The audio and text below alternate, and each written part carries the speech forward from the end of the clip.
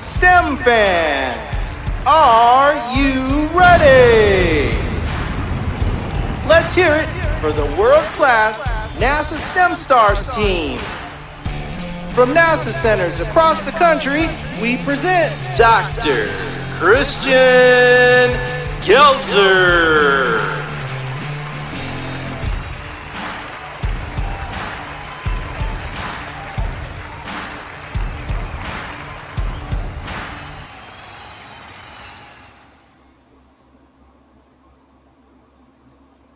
Hi, and welcome to the 40th edition of NASA STEM Stars. My name is Dr. Taisha Batts, coming to you from Langley Research Center. Today we have with us Dr. Christian Gelzer, coming to us from Armstrong Flight Research Center. We're so excited to have him with us today. Hi, Christian. How are you doing today? Hi, Taisha, and thank you for having me. It's a pleasure to be here. And it's a pleasure for us to have you here. So today we're going to talk about his background, his career, and some of the amazing work that he does at NASA. So to talk about our agenda, first we'll go over his background and talk about the work that he does at NASA. You'll get to participate by asking questions in the chat and also by a call to action that we'll have. And lastly, we'll talk about our next episode of NASA STEM Stars. So get us started. We're going to talk about Christian's hobbies and his interests. Tell us what you like to do, Christian. Taisha, the thing I like to do most in my free time is fly airplanes. I am a pilot of a category called light sport aircraft. The aircraft are limited to 2 seats, a maximum weight, including fuel and passengers, of 1,320 pounds, and a speed of about 130 miles an hour. Apart from that, they're like every other airplane out there, and they are a joy to fly. That's great. So it must be really challenging in order for you to get a pilot's license. What challenges did you face getting that pilot license? One of the biggest ones for me is doing the math that's necessary to become a pilot.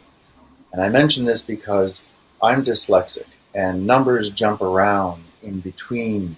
And so trying to keep the numbers straight when I was learning how to do the math necessary to calculate distances and wind drift and things like that was a really big challenge. And it still is, because you have to do these things to fly the airplane. You have to be able to flight plan yourself where you're going to go, and that involves calculations. So that's still the biggest challenge. Wow, I can imagine that is a challenge. I know I had thought about getting a pilot's license as well, and I saw all of the maps and the graphs, and I was like, maybe not. So that's a challenge in itself. I think you should do it anyway. It's a pleasure. It really is. It's a lot of fun.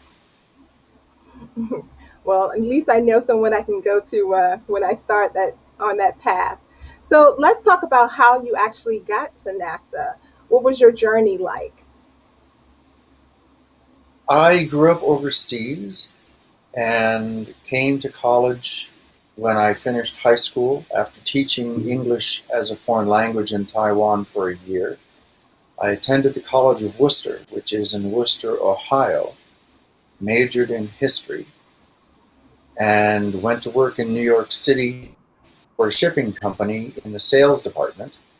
I hated it and eventually decided to go back to school and attended San Diego State University in San Diego, California, to get a degree in what I expected to be public history, because I wanted to work in a museum. And that didn't, the program died just before I got there. So I ended up becoming just a straight history major. Really liked teaching, really, really liked working with students. And so I decided to go on and get a PhD at Auburn University. Again, in the history, US history and history of technology. And my area of focus was transportation and aviation. So I was teaching a class, giving my last exam, when the department secretary gave me a note saying, call this person, he wants to know if you want a job. And I called him, and it was at NASA Armstrong. And here I am as the historian for the Flight Research Center. Wow, that's amazing. So, tell us, what made you decide to major in history? Was it a class in high school? What made you want to be a history major? I think it was two things. One was a particularly good class in high school, but the other was that of all the subjects that I took when I was in high school, history was the one that appealed to me the most, the one that I really enjoyed, which is ironic because history requires reading books, and if you're dyslexic, reading is difficult. But I did it anyway because it's the one thing that I really enjoy doing and reading about and learning about. So that's what I ended up doing. And I had great support from my parents who said, do what makes you happy, don't do what necessarily pays you the most money. So that's what I did. Well, that's great. I'm looking at some of the questions in chat, and a question from Francis is they want to know exactly what do you have to do to get a pilot's license? So, what steps does that take? You have to do two things. You have to pass two different exams. The first exam is a written exam for which you study. The oral part of the exam can last from 1 hour to 3 hours, during which the examiner asks you questions about weather, about aerodynamics, about flight controls, about navigation, about safety. You need to know all of these things, and there are study books you can get, or you can go and join a class with an instructor that helps teach you these things. That's the first one. And the second one is the flying test. And the same examiner will then go fly with you for an hour. And the examiner will tell you to do certain maneuvers during the course of that hour. If you fail one of the maneuvers, you fail the exam. So in order to prepare for that, you go and learn to fly with an instructor. And once you are able to solo, meaning to fly the airplane by yourself, you go out and you practice these maneuvers that you have to be ready to perform for the for the examiner. And that's how you pass and get your pilot's license. Wow. So when I'm ready, I'll be calling on you, Christian. Okay. So tell us exactly, what does a chief historian do? I am a storyteller, and my job is to tell people inside the center as well as outside the center, people like your students, what we do at NASA Armstrong. So I spend time looking at projects, past and present, and I write books, I write articles for journals and magazines, I give public talks to schools, to universities, to the general public, all about what it is the center actually does. Because we're in the middle of an Air Force base, and you can't get to us easily, for one thing. And the other is, the people who are doing the work make no real effort to communicate what they do to the general public. So my job is to make sure that people outside of NASA can learn what it is that the NASA Armstrong Flight Research Center does. Wow. So I see that you've written 3 books and that you have one book that's coming out soon. So can you tell us a little bit about the next book that you have coming out as part of your storytelling? The very next book, I have a book coming out later this year about what the Flight Research Center did for the Space Shuttle program. And that isn't just helping the Space Shuttle when it was in flight and when it was actually returning and landing, but all of the work done over the years to lay the foundation for the shuttle itself, much of that work was done at the Flight Research Center starting in the late 50s and then through the 60s and 70s. One of the things that they did, for example, at that Flight Research Center was develop a simulator to train the astronauts how to land on the moon. Now today, you can get a flight simulator that works on your home computer. This was before they had computers the way you and I understand them. Computers back in the day were enormous machines that often filled an entire room, and they didn't fly because they were so big and heavy. So what they developed was a free-flying machine, a machine that actually lifted off, could climb vertically, and then roll, pitch, and yaw, and then begin a descent to the surface. And the astronauts would get into the machine, lift off, climb to 1,000 feet, engage lunar simulation, and then practice landings. There are just two things they had to simulate. The first is the moon's gravity. Compared to ours, the moon's gravity is 1/6 ours. So you'd weigh 1/6 on the moon of what you weigh on Earth. How do you simulate that with a flying machine? That's question number one.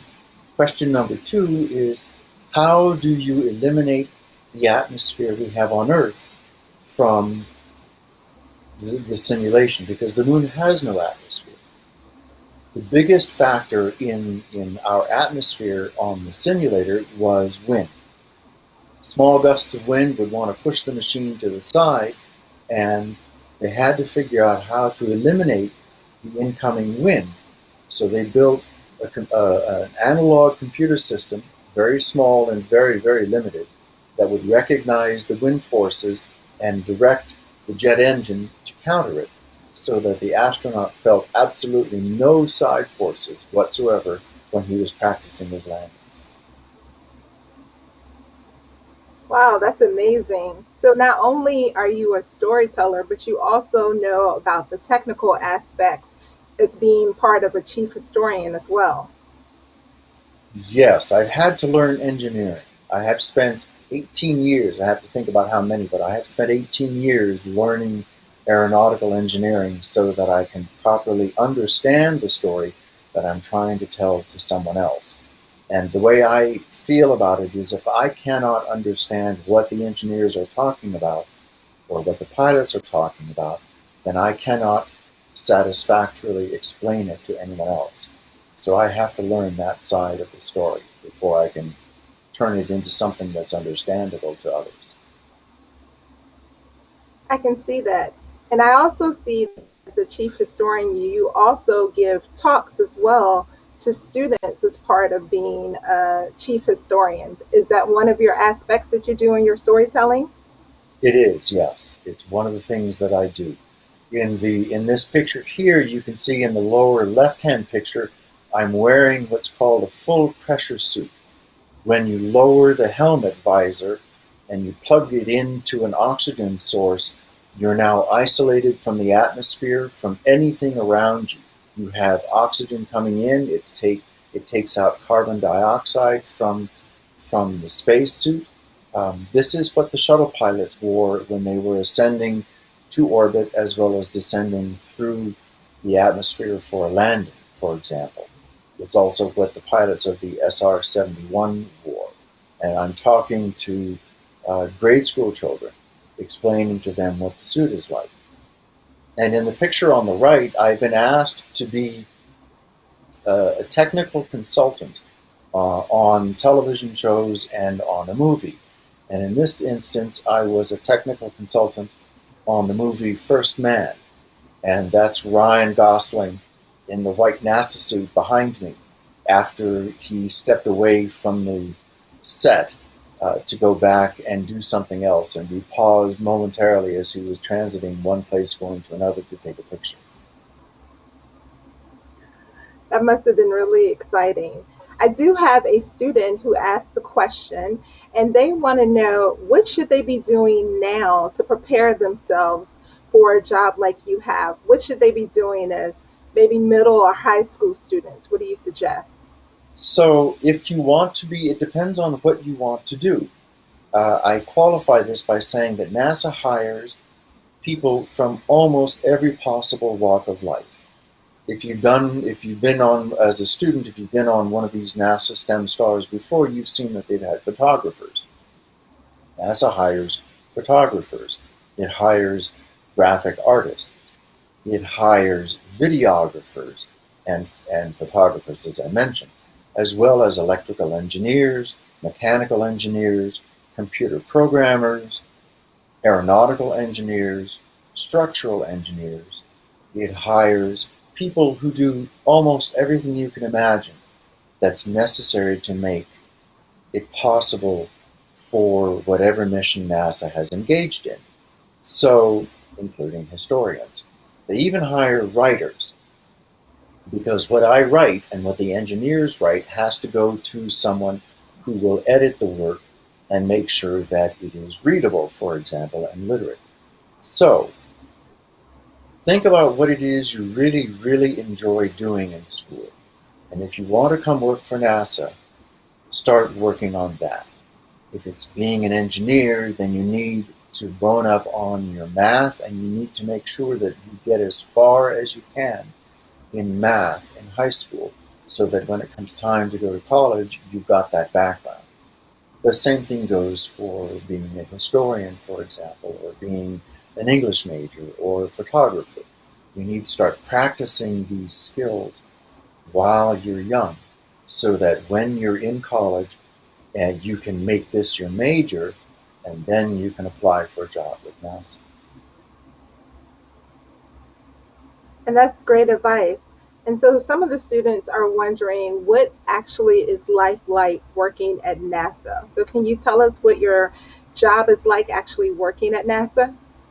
Yeah, my job is wonderful. It's wonderful because no day is like the previous day. Every day is different. In the lower left, you have a picture of me talking to Fred Hayes, who was an astronaut, one of the 3 Apollo astronauts on Apollo 13. He came to the center to give a talk, and he and I walked across to go and look at the lunar landing research vehicle. That's the machine in the background that the center worked to perfect as the trainer that the astronauts practiced to land on the moon with. And Fred was one of the astronauts who had to fly that machine. So on a given day, I may have a chance to talk with an astronaut about something that he did or an experience he had. And in the right, I'm on the world's largest dry lake bed, which is at Edwards Air Force Base. I'm leaning on the flatbed of a truck, and what you see in front of me is the wing of a radio-controlled glider. This is, in fact, the subject of my next book, and I'm taking notes as they're getting ready to launch the glider. They launched the glider, incidentally, with an enormous bungee. Picture 200 yards of bungee cord along with 200 feet of bungee with 400 feet of nylon cord that you stretch and stretch and stretch. You attach it to the glider, and then you release it, and the glider climbs up into the air to about 200 feet and flies a racetrack pattern, then comes back to land. So my job can be going to meetings, going to technical briefings about a project, going to see flights for flight research, going to the control room during a flight to see what's happening there, walking around to go and talk to engineers and ask them questions. It's a really diverse job. I can get up and leave my desk and go out for an hour or two, and no one hassles me about why I'm not at my desk, for example. And that's exciting. It's amazing how diverse your job is, or how diverse it is working at NASA. Is never the same every day. And I also think that you have a video that you're going to walk us through as well. Oh, yeah. Okay, launch in 3, 2, 1, now. It's an electric airplane, and what you see hanging below the fuselage, this is a spotlight. That's all it is a spotlight shining on that sheet of photovoltaic cells that are hanging underneath the airplane. And from that light, from the spotlight, photovoltaic cells make electricity that runs a small electric motor that's a big propeller. So they're testing it inside a hangar. As long as the light shines on the cells, the airplane will keep flying. Why, you ask, would anybody want to do this? An engineer thought this would be an interesting way to explore another planet that has an atmosphere. If you put a satellite in orbit around that planet, and then you release this airplane as a payload down to the planet, and you have a laser beam that shines on the cells, as long as you can generate electricity, and a satellite with a reactor can generate electricity for years and years, as long as you have that electricity capability, you can make a laser shine on the cells, and the airplane will continue flying, so that you could fly it during the day anytime you wanted to, as long as you could see where you were going and you could explore the planet. I can imagine that that is exciting. So not only do you, yeah, not only do you get to meet with engineers and talk with them, but you also get to see them as they plan out all of the things that come into their head, and they actually test those things. So you're like taken on this journey with them, which is Yes. great. And Yes, so exactly. one of the students actually had a question, Emily, and she wanted to know, which I kind of already know the answer to this, but she wanted to know, do you feel like your job is fulfilling? Have you ever thought that maybe this is not what you should have done, but do you feel like this is your fulfilled job? This is what you were supposed to do? Yes, this is the best job I have ever had in my life. It's the most fulfilling, the most satisfying. It's also the hardest job that I've ever had. So it's simultaneously really, really hard and really rewarding, because it's rewarding because of the things I get to do, the people I get to meet, the stuff I get to see, and the books that I get to write. But it's also the hardest because it's incredibly difficult to describe to the average reader the technical stuff that goes on at the center. And I would think that that is the hardest part, to bring it from like an engineer's level and then to bring it down to even having that conversation that you had with those school age children, to kind of bring that information down to a level where everyone else can understand it. Right, right, exactly. And and so I think with also with you working at NASA that you also have a picture of us showing the nighttime landing of the shuttle that you wanted to talk about. Oh, yeah. So, one of the things I got to witness while I was working there in the first decade that I was there was shuttle landings, because periodically the shuttle would land at Edwards Air Force Base for a number of reasons. And one of my favorites, in fact, was taking a group of reporters out to a spot next to the main runway where we waited. We were there at 4 o'clock and we waited for an hour. And at around a little after 5 in the morning, the shuttle came silently gliding in. It made no noise as it came. It just appeared out of nowhere. First of all, what you heard was the double sonic boom, ba-boom, way overhead. And then there was silence. And then, unlike every other airplane that makes noise when it comes in, the shuttle just showed up and glided across the runway in the dark with those bright xenon lights off in the distance lighting up the runway for the pilots. It was spectacular. And the picture looks spectacular. I can see how you could say that it was spectacular. It would have been something that I would have loved to seen as well. So other than those things, I also know that you work with some interns and internships. So can you tell us a little bit about that as well? So NASA has internship programs for college students and university students, and in some cases even for high school students.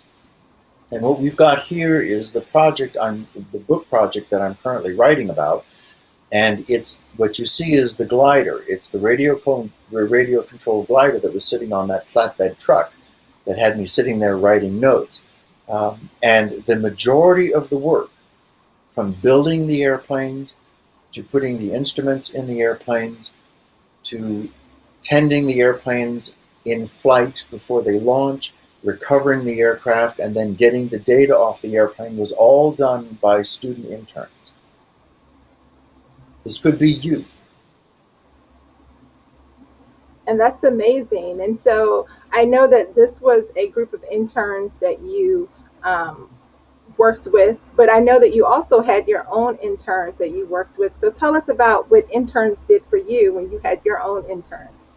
I had 2 interns spend 2 different summers working on writing a book that hasn't been published yet because they went off to do other things. They went back to college and then to another degree at university, and they didn't come back to finish the book. So I need to polish up the book and publish it with their name on it. So they wrote a book about a test that was done at the Flight Research Center that involved crash landing an airliner on the lake bed on purpose. It was the largest remote-controlled flying aircraft ever flown, and they crash landed it on the lake bed specifically to see if they could keep it from catching fire. Wow. And so were those interns that worked for you, were they history majors? They were not. I had one that was a chemical engineering major and one that was a sociology major. And I picked them because of their background, of the courses they had taken in college, and their interest in the program. And I was very pleased with both. And that's great. So for students to know that you don't have to be a scientist or an engineer, but you can still have an internship at NASA. Mm-hmm. Absolutely. Absolutely. And the interns that we've had on this project have been biology majors, they have been chemistry majors, aeronautics majors. One was a forestry major. One is getting ready, in fact, is going to medical school. So even the interns that came to work on that flying project weren't all aeronautical engineering majors. And that's amazing that you can have that whole group to work together as a team and not always be, like you said, a scientist or an engineer that can have different backgrounds as well. And so I know that there are other things that you have done as far as a chief historian. So if I remember correctly, I knew that you flew on SOFIA. I did. SOFIA, the Stratospheric Observatory for Infrared Astronomy. There in the top left, you see the back end of the airplane. There's a huge door. It's the size of a 2-car garage door, and it rolls up and rolls down and rolls back up in flight, and that's where the telescope is. And I went on a flight with some people from the California Science Center. It's a 12-hour flight. You take off at 6 o'clock at night. The airplane climbs to 40,000 feet, flies a mission, comes back and lands at 6 o'clock the next morning. And here is the cockpit on the right of the airplane. And in the lower left, you see the workstations inside SOFIA. It's a giant airplane. The 747 is a huge airplane. And there are rows and rows of workstations for engineers and astronomers.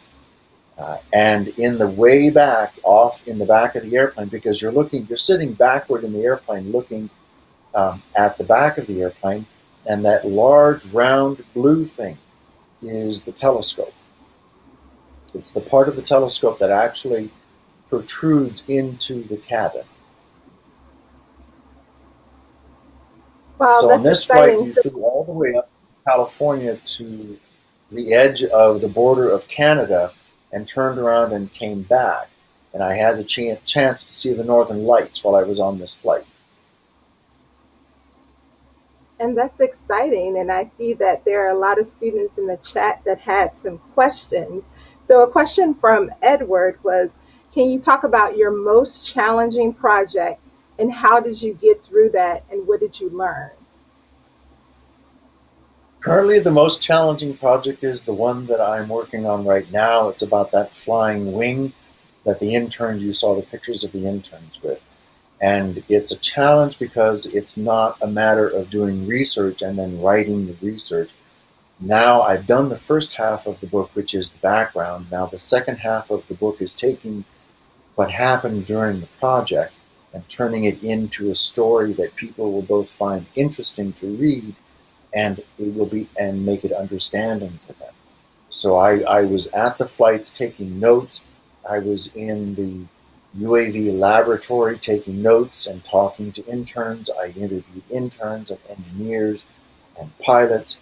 And now I have to squeeze all of this together into an account that people are going to be interested in. Wow, that's exciting. I also have another question from Trace, and I'm going to have to read this one because it's a little long. Do you provide an orientation, specifically history of NASA and space organization, to new policymakers? So, have you ever done any presentations to policymakers about the history of NASA?